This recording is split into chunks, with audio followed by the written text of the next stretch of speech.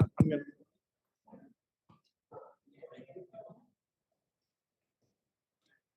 Welcome back. I hope you enjoyed your lunch. And we're changing gear now, moving from some of the more direct history and science into the ways that that science feeds into management, so policy implications. Martin's had, I was going to say checkered career, but that's probably not the right way of doing it.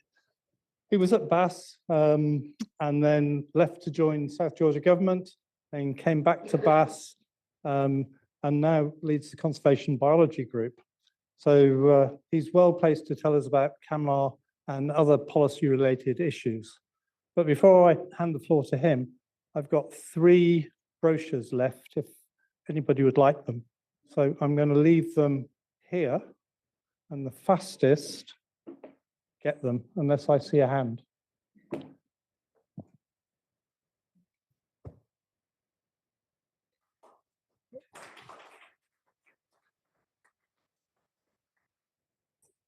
Yeah, thank you, Phil, and good afternoon, everybody. And first of all, I'm sorry I'm not Mark Belcher. Mark was supposed to be giving this talk. Mark's the Director of Fisheries and Environment for South Georgia Government, but he's down in the Falklands at the moment doing, I think, covering the office down there and doing some of the toothfish catch verification stuff. So you've got me instead this afternoon. What I'm going to talk about is how the marine environment is managed around South Georgia. That we're largely focused on fisheries management, as that's the sort of main marine activity that happens around South Georgia. I think one of the questions that was often asked to me when I was in government and continues to be asked is, why is there any fishing at all around South Georgia? And we have been challenged on that question a number of times. And the answer is perhaps a little bit complicated, partly related to the situation of South Georgia, which is in the CAMLR management area, which I'll talk a little bit about. But also, probably perhaps the more important part of that is that South Georgia and the South Sandwich Islands are UK overseas territory, and they are required to be effectively financially self-sufficient. And fisheries provides an income for the government of South Georgia to allow them to manage that territory properly. And I think in the absence of sort of direct support from the UK government and that need to be self-sufficient, they have to have that income, and they have a lot of that money is used, for example, for the Pharos, which you can see here, which actually patrols the zone and makes sure there isn't any illegal activity happening. So it is important. But that said, I think one of the critical things is that we've all heard and we all know how special South Georgia is. And it just makes it really important that any fishing activity and fisheries that happens around South Georgia is well managed. And I think that is critical. And that does happen. I think there's always room for improvements in these things, but I'll try and talk you through some of the management aspects of the sort of fisheries around South Georgia. Now, on this slide, you can see the South Georgia and South Sandwich Islands maritime zone, and there is essentially a complex interplay between CAMLR regulations and South Georgia domestic regulation. Now, CAMLR, which is the Commission or the Convention on the Conservation of Antarctic Marine Living Resources. That convention came into force in 1982. It's part of the Antarctic Treaty System, but it was largely established due to concerns about the expansion of the krill fishery at that time. So there's been a history of fishing in the Southern Ocean. A lot of that fishing by Eastern European vessels targeting, first of all, some of the ice fish, some of the rock cods. They then moved on to krill. And obviously, with krill being a central part of the food web, which we've heard about today, there were concerns about how the fishery might affect krill stocks, and how that would have knock-on effects. So CAMLR was established with a role of actually trying to manage fisheries in the Southern Ocean. And the Southern Ocean area, or the CAMLR area, was defined as essentially everything south of the polar front, pretty much. It was straight lines on maps, of course, but it was essentially the area south of the polar front. And the entirety of what's now the South Georgia's maritime area falls within the CAMLR area. And that area is then managed by this international treaty, which the UK are signatories to. So we are therefore obliged to manage everything around South Georgia in accordance with that treaty. So that's the background. And of course, when CAMLAR was established in 1982, which was obviously an important year for lots of different reasons, at that time, there was no maritime zone or EEZ around South Georgia like we see here. This is 1.2 million square kilometers. At that time, South Georgia was still one of the dependencies of the Falkland Islands. It hadn't even created a territorial sea, which goes out to 12 miles at that time.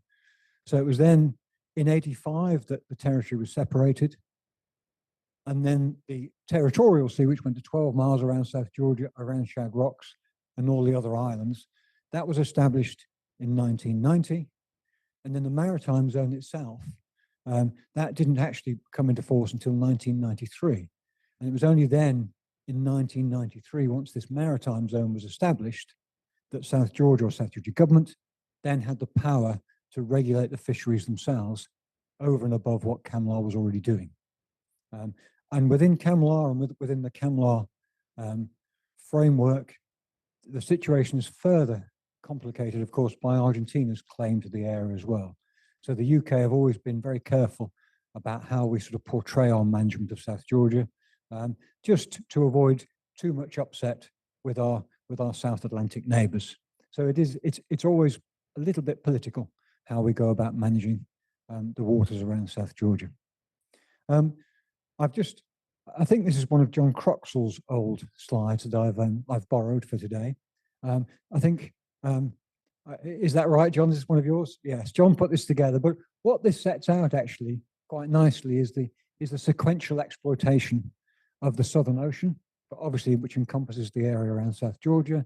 We can see the fur sealing, which Connor talked about this morning.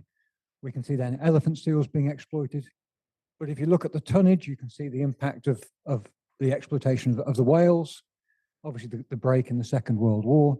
And then from 1960, particularly then into the 70s, we saw the exploitation of fish.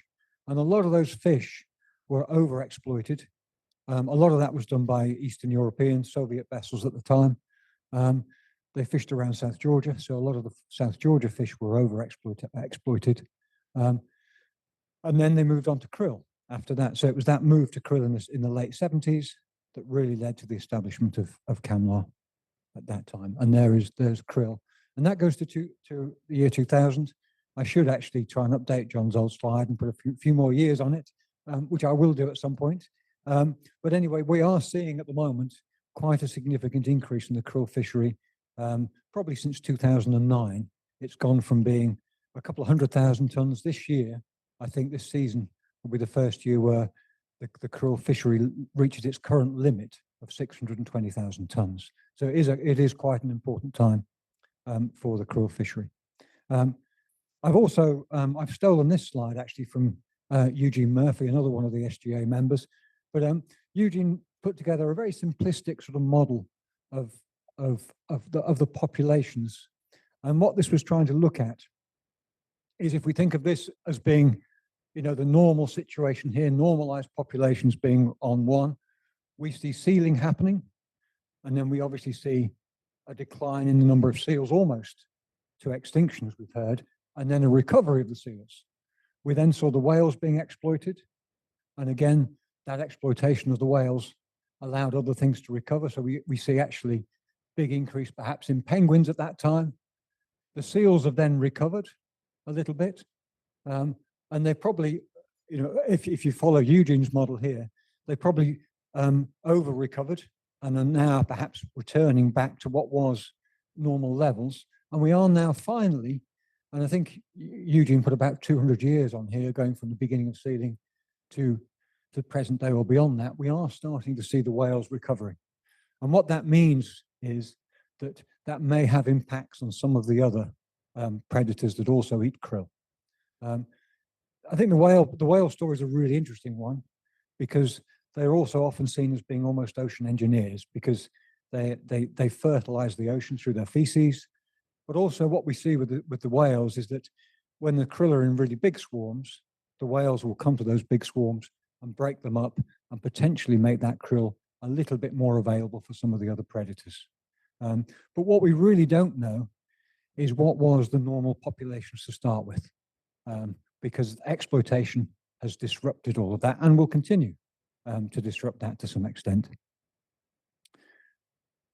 Anyway, just to summarize a little bit of what I've said, CAMLAR came into force in 1982, South Georgia established in 85, the territorial sea in 89. Then we had the 200 nautical mile maritime zone declared in 1993. So following that 1993, South Georgia was able then to do two things. One, it was able to start licensing fishing and generate revenue then from licensing that fishing. So for example, toothfish and krill fisheries were operating under CAMLAR regulations prior to that, but it was only in 1993 that South Georgia government and the UK, through South Georgia government, were able to exert, one, a little bit more control on those fisheries by limiting the number of licenses, but also to generate revenue from those licenses as well. And the toothfish fishery in particular is an important generator of revenue.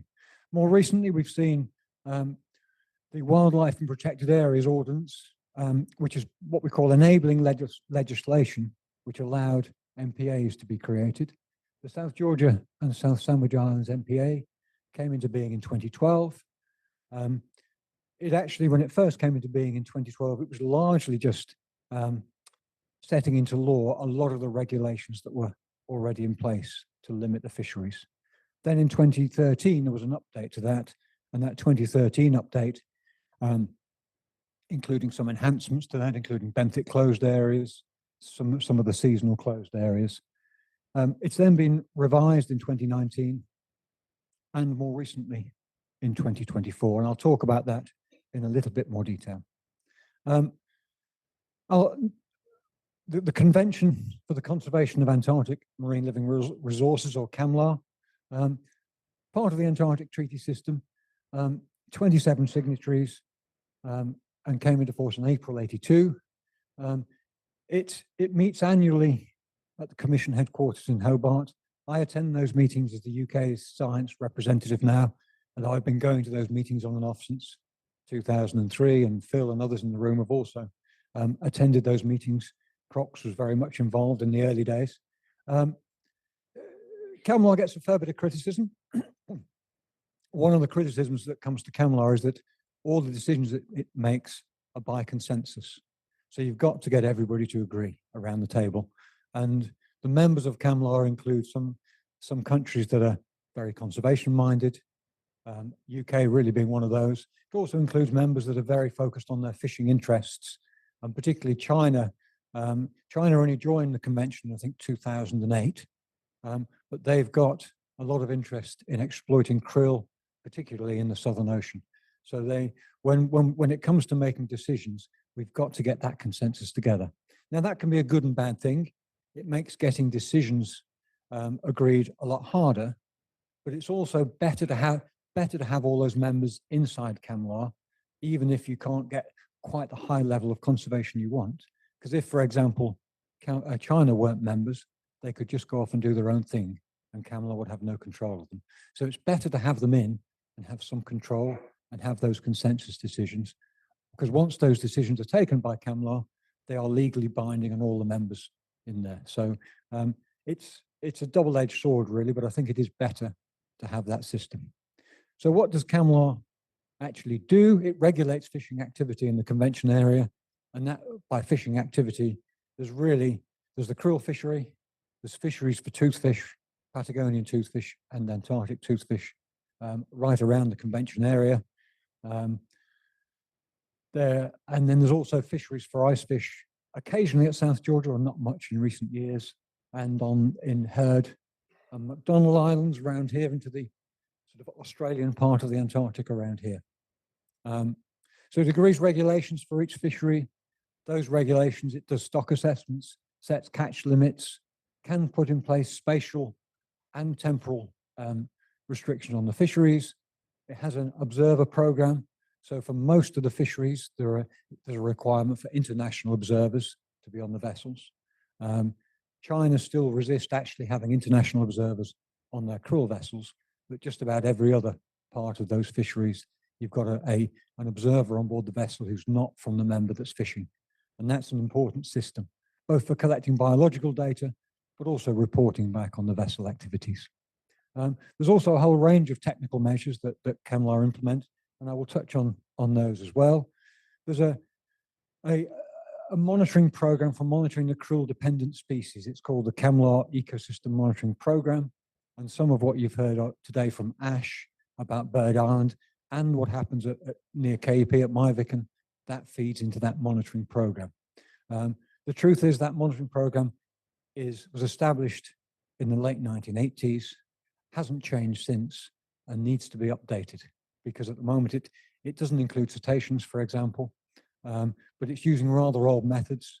Technology's moved on. We've seen what we can do with drones these days in terms of counting colonies, collecting other data. We need to revisit that to update that and bring that right up to date. CCEMLR can also establish marine protected areas. It's done so in the South Orkneys. Phil was very much involved in establishing the South Orkneys MPA, which was the first high seas MPA that was established anywhere. There was also the Ross Sea MPA was established, I think, in 2015-16 down here. Ross Sea is interesting in the sense of it got a lot of support from the NGOs who made a big song and dance about it, but it didn't change the amount of fish that was caught in the Ross Sea. The amount of toothfish caught is still the same. And actually, industry celebrated when it was agreed because it probably gave them a stamp of approval on their fish products when they came to sell them. So you have to be really careful and see what the real benefits are from these MPAs to ensure they are actually helping with conservation. So that is the South Georgia MPA as it is now. You can see it's a combination. The boundary covers the entirety of the South Sandwich, extending 200 nautical miles from the baselines around the island. We've got a series of no-take zones.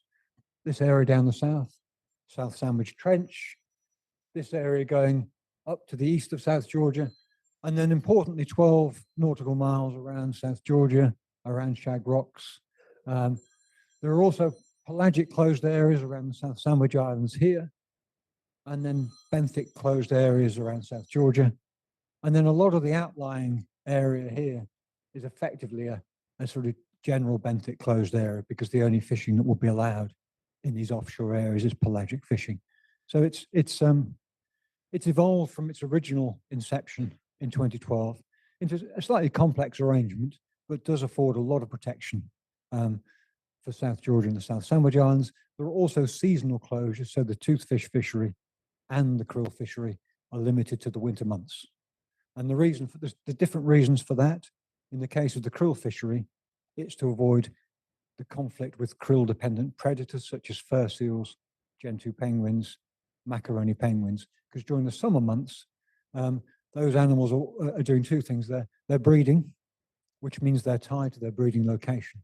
So their foraging area is rather restricted. Also, the food demand is almost double because they're trying to provision young as well. So because that summer season is really important for a lot of the krill-dependent predators, there's no krill fishing during the summer months. With the toothfish fishery, there were problems with seabird bycatch in the early years. And one of the keys to solving that problem was restricting the fishery to the winter months. There were other solutions which I'll also talk about in a second. So just in terms of the MPA objectives, I will just run through these quickly. Conserve marine biodiversity, habitats and critical ecosystem function, increase the resilience of the marine environment to the effects of climate change. And I think Ryan might be talking a little bit about some of the climate change threats in the next talk. Ensure that fisheries are managed sustainably with minimal impact on associated and dependent ecosystems. And that's really important. Manage other human activities, protect the benthic fauna from destructive effects of bottom trawling. Bottom trawling is prohibited throughout the maritime zone now. Also to help facilitate recovery of previously overexploited marine species. And we actually have started to see some recovery of some of the overexploited fish. We've already heard the recovery of humpback whales is probably there now, and that we need to see the same recovery from some of the other baleen whales as well. Also, the prevention of the introduction of non-native marine species is also quite important. Okay, so 2023-24, South Georgia government undertook a review of the MPA and actually increased the area of no-take zones. You saw those on the previous map.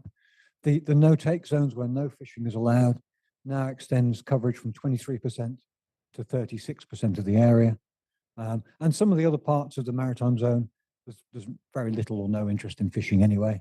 So the total area of no-take zones is 449,000. Sorry, it was 166,000 kilometers of new no-take zones.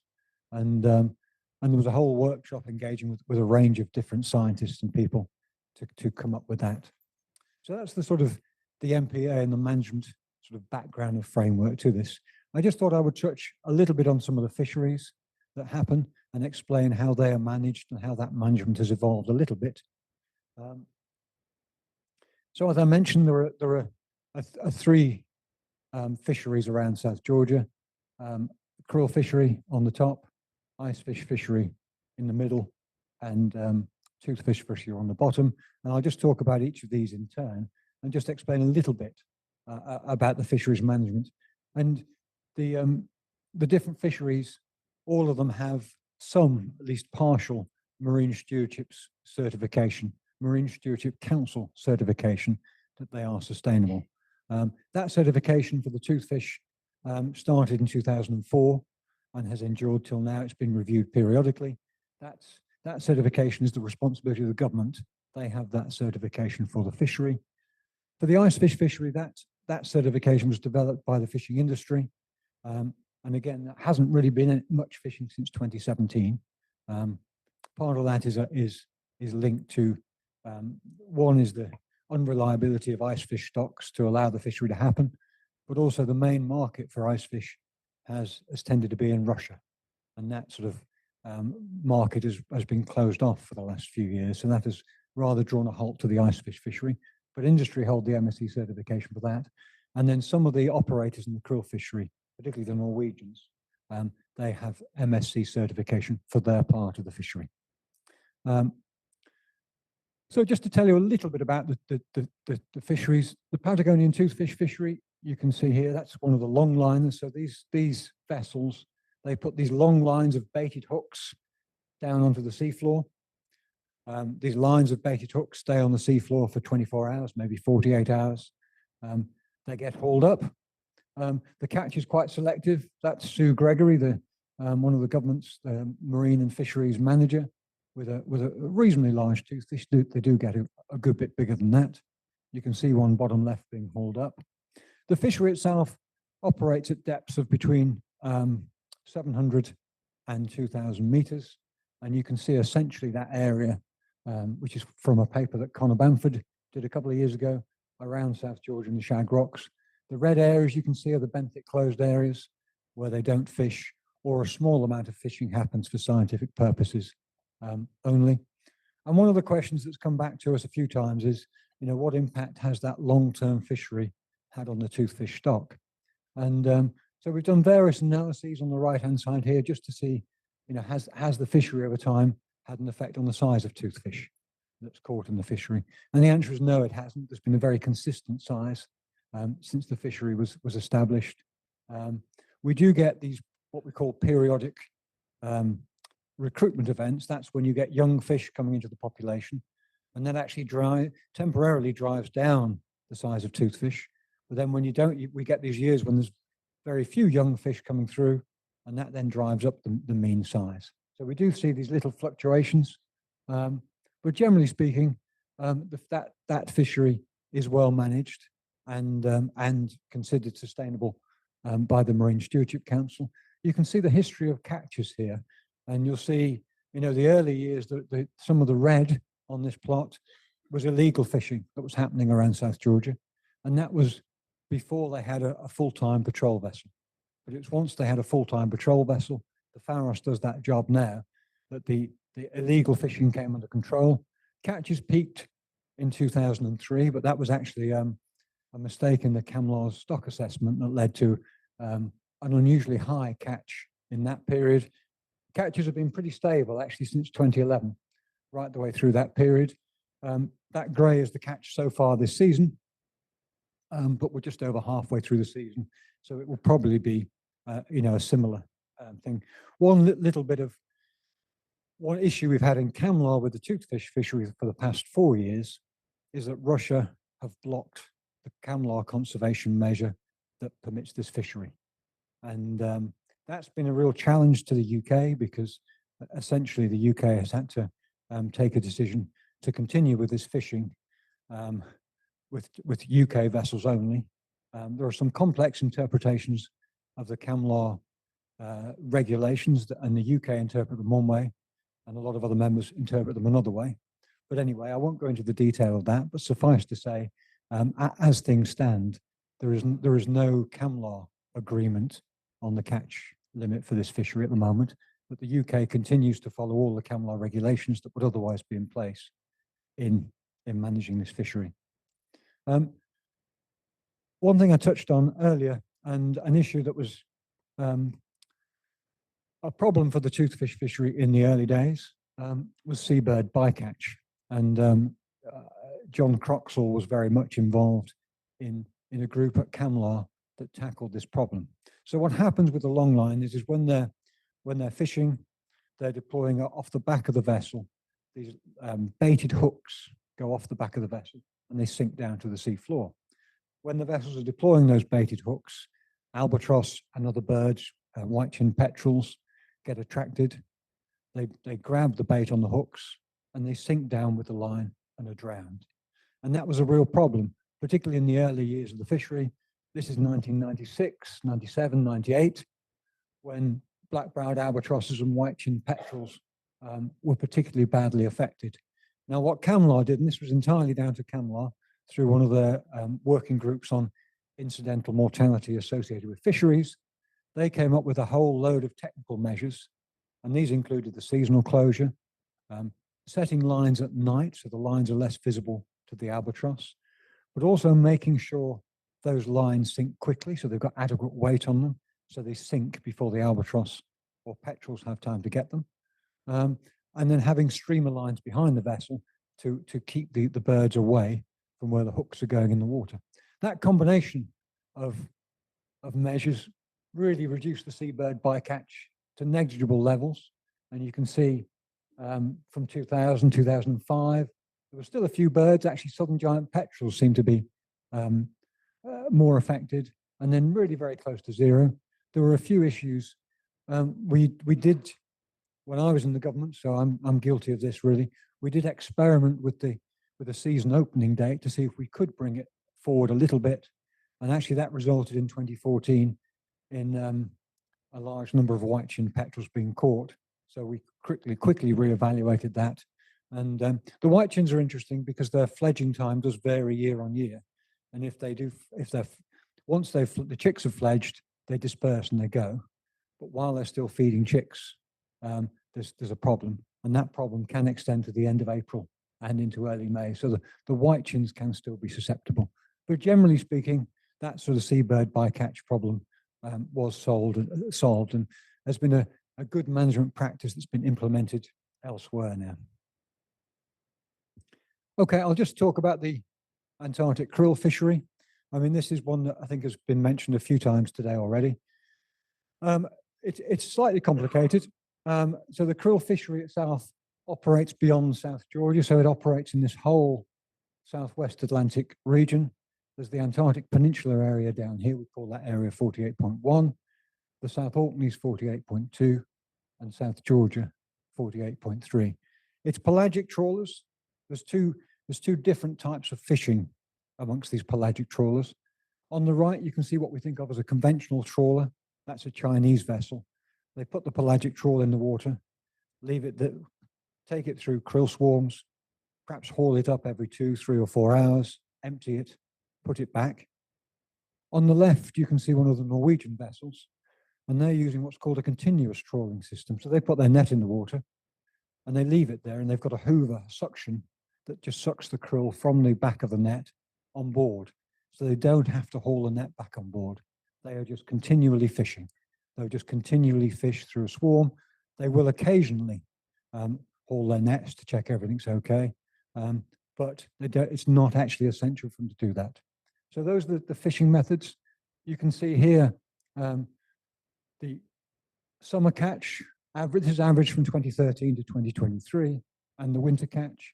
And you can see quite clearly, obviously, no summer catch in South Georgia because the krill fishery isn't allowed to happen in the summer. So the summer fishery is mostly on the peninsula and particularly around the South Orkneys. In the winter, it tends to be the sea ice around the South Orkneys precludes them from fishing there, and they move to some of the other areas. This just shows you the history of krill catches, and this is the red is the Antarctic Peninsula area, the blue is the South Orkneys, and then the green is South Georgia. And you'll see in recent years, quite a big rise. The overall catch limit is currently stands at 620,000 tons. And actually this year, we will see the fishery reach that for the first time.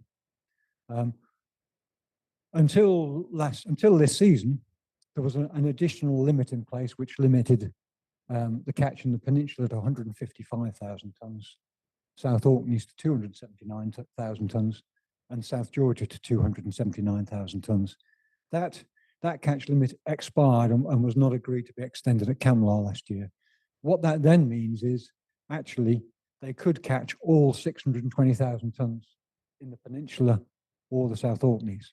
Now, the big concern with the krill fishery, that biomass limit of 620,000 tons is about 1% of the estimated biomass of krill in this region. So the catch itself is not really a concern from a conservation perspective.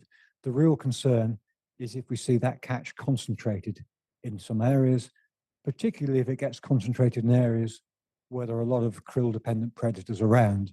And what we're seeing actually now is that the fishing around the South Orkneys is very concentrated, and around the peninsula is quite concentrated.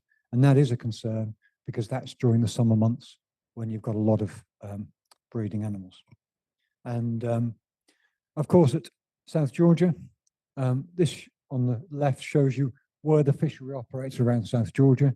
You can see the 12 nautical mile closed area around the island, and you can see the fishery operating on the periphery of that. This just shows the South Georgia only catches over time, and 2024 was the highest that we've seen for a while. There it was a good krill year. This year, because that regulation at Camlar has changed, most of the fleet have stayed further south. There's only one vessel come up to South Georgia, and so I think the catch at South Georgia will be small this year, which seems good from a conserving South Georgia basis, but of course, it's bad for a revenue for the government. So they do need the revenue they get from licensing the fishery. What we have done, I think Sally and Ash touched on this, is some of the science, we've actually started collecting much more winter data now on the fishery, on the ecosystem in the winter. Previously, there was very little winter data, but of course the fishery was concentrating in the winter. So we started to do more work on gentoos which stick around in the winter. But also, interestingly, we're seeing humpback whales, particularly still around South Georgia in the winter, certainly through May, right the way through to July. So it is still an important area for some of these predators, even during the winter months. Okay, I'll just mention the mackerel icefish fishery. I touched on this already. These fish are really interesting. Most fish have red gills because their blood is red. So these are the gills of a mackerel icefish here. These fish are unique amongst vertebrates in that they don't have hemoglobin in the blood. So the blood is white, hence which is one of the reasons for the term icefish. This is one of the vessels that fishes for icefish, uses pelagic trawls, so it doesn't, no bottom trawling, but fishes with pelagic trawls. But you can see the catch. There were some really big catches before Camlar was established, and even after Camlar was established. Recent times, catches have been less than 5,000 tons since 1999, and actually almost negligible in recent years. So that's a little bit of background on the fisheries. I think you've already heard quite a lot from Ash and Sally and others about the science that goes on. And a lot of that science is actually really important in feeding into our fisheries management. So South Georgia is lucky in the sense of having some very active science, particularly monitoring some of the krill-dependent predators to help us make sure the fishery is not having an impact that we wouldn't want to see. I'm just going to touch briefly on some of the surveillance that goes on around South Georgia. It is a huge area.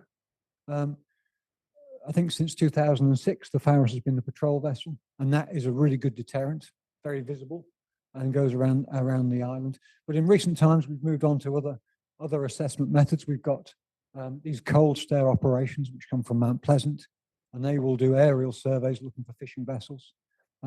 We're increasingly using satellites to actually locate the vessels. And this was an image from a satellite system a few days ago.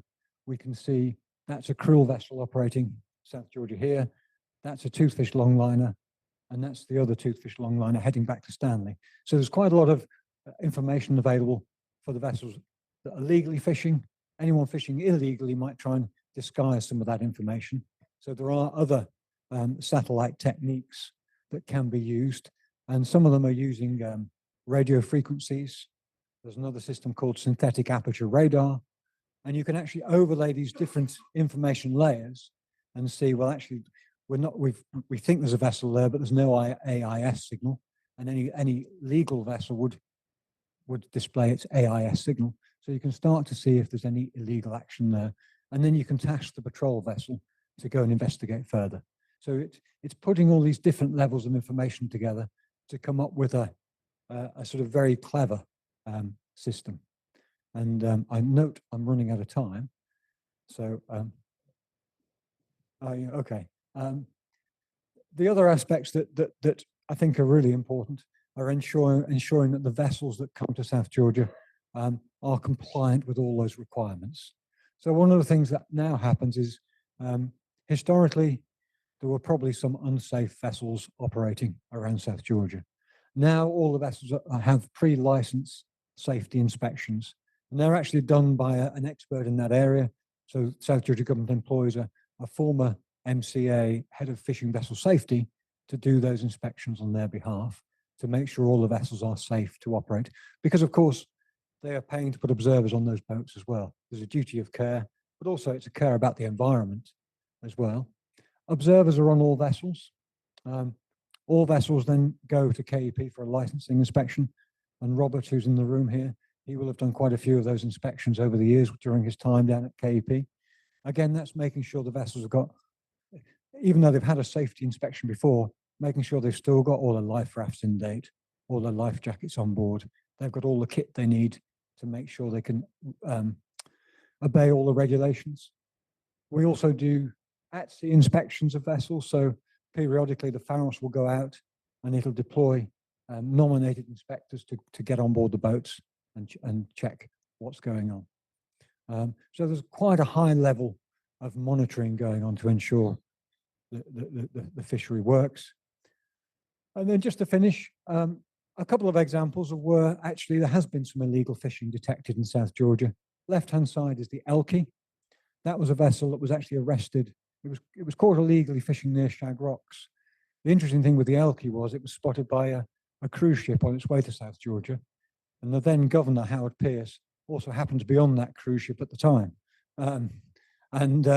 So very quickly, the patrol vessel was tasked with going out and arresting that vessel. It was brought back to Stanley. Very, very hard often with these illegal fishing vessels to trace who owns the vessel. So the vessel was fined. The fine wasn't paid. So the vessel was then taken possession of.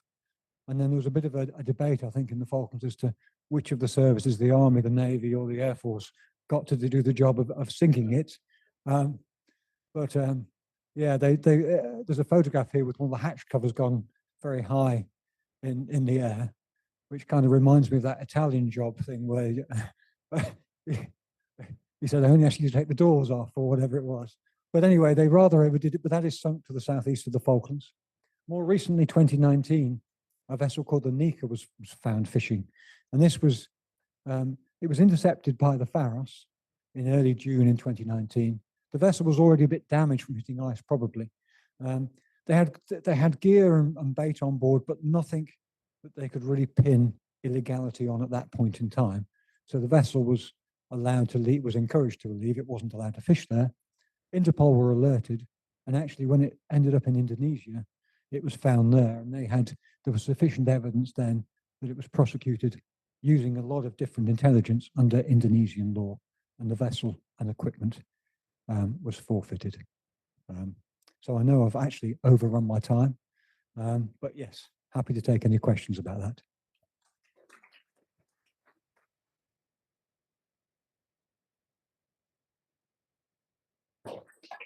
Thank you, Martin. That's a fantastic overview. It sounds you're traveling for Camelot tomorrow, aren't you? With the toothfish fishery and with the krill fishery now, there's surely going to be a couple of weeks of intense debate. What are your hopes?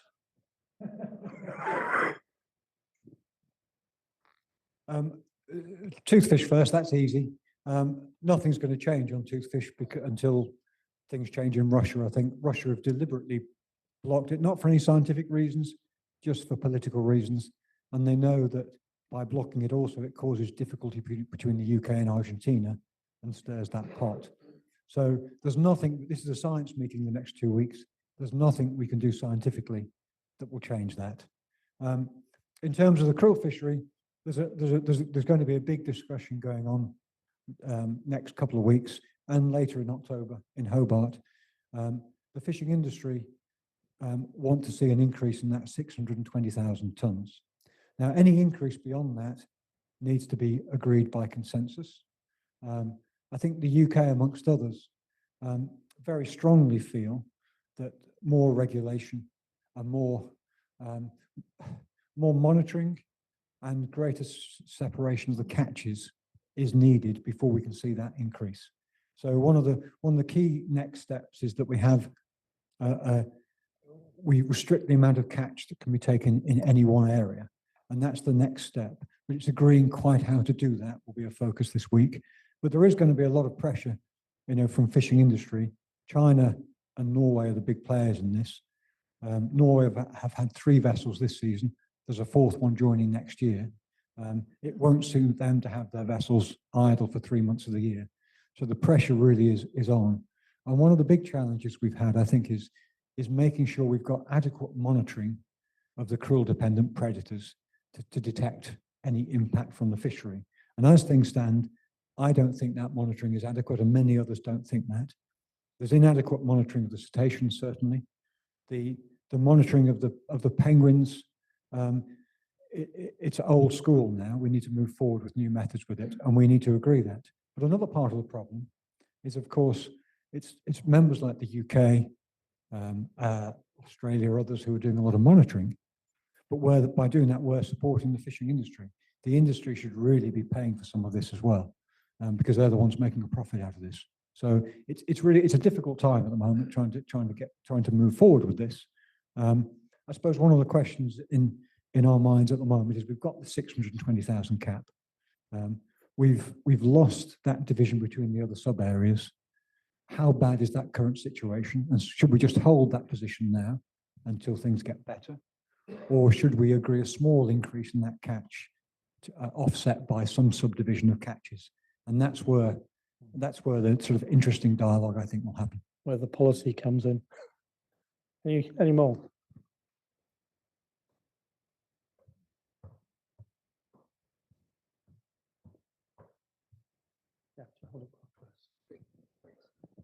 Martin, many thank you for that.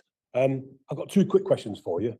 First one is, at the very start, you mentioned EEZ, but then I noticed for the rest of the thing, you call it the MPA. Is that to appease Argentina? Really good question. I mean, I think for it to be formalized as an EEZ, and I'd need a lawyer probably to correct me on some of this, but I think that has to be, instruments have to be deposited with the UN under UNCLOS. Yeah. And that's where the challenge might come. The proclamation of the Maritime Zone, as it was in 1993, was a purely domestic piece of law. So technically, it's not an EEZ. So interestingly, I was involved actually in St. Helena a few years ago, where actually they hadn't themselves declared an EEZ. They had 200 miles, but it wasn't officially declared. They did go through the process of declaring that with UNCLOS because that was uncontested. Okay, thank you. The second part of the question is, with regards to CAMLAR, and you mentioned Russia, and then you mentioned Norway and China. If vessels from any of the signatories of CAMLA blatantly break the rules, what mechanism is to bring that country to account? The country, not the vessel. Again, there's a CAMLA meeting each year, and any non-compliance by members is reported and brought to the table. Sanctions can be applied to the flag state or to the company or the vessel, but of course consensus is needed to apply that. So quite often we have seen, for example, a vessel from Russia behaving quite badly in the past, and Russia blocking that vessel going on the CAMLA blacklist. We've actually also seen at the moment, because of what the UK are doing with the toothfish fishery, is there's been a call for the vessels that fish at South Georgia to go on the illegal fishing blacklist, because some members, Russia and Argentina, for example, see that as illegal fishing now because it's not, in their view, within the CAMLA laws. So you still need consensus at CAMLA to put anything against any vessel that's been fishing illegally. Sarah, let's make this the last question. Martin can be around and run through his plane.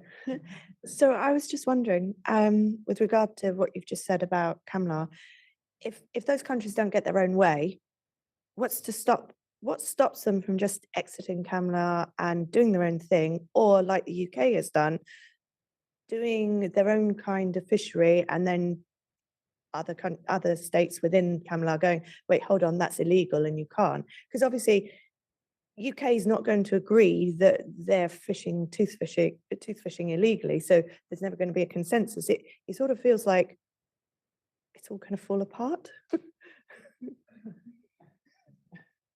Yeah. I mean, it's been a difficult time, put it that way. And I think from the toothfish perspective, I think everybody in CAMLA is aware that it's Russia just being difficult. But you're right, there's nothing to stop, China or anybody else saying this isn't working for us, we're withdrawing from CAMLA. They could do that. I think we would want to avoid that, because it's much better that everything is managed collectively and everyone signs up to the same regulations. But we are kind of getting to a point, I suppose, soon, where particularly China, I think, are really pushing hard for increased exploitation. They are really reluctant to agree any closed areas, NPAs, etc. They've been very reluctant on that aspect. So it's an interesting time, but the fact that they want to see the catch increase effectively gives other members a lever to get them to agree to a few other things. It's almost, if we agree to a catch increase, we will want other measures to be in place as well. So it's an opportunity as well, I think, at the moment. Thank you, Martin, and good luck with the meeting next week. Thank you.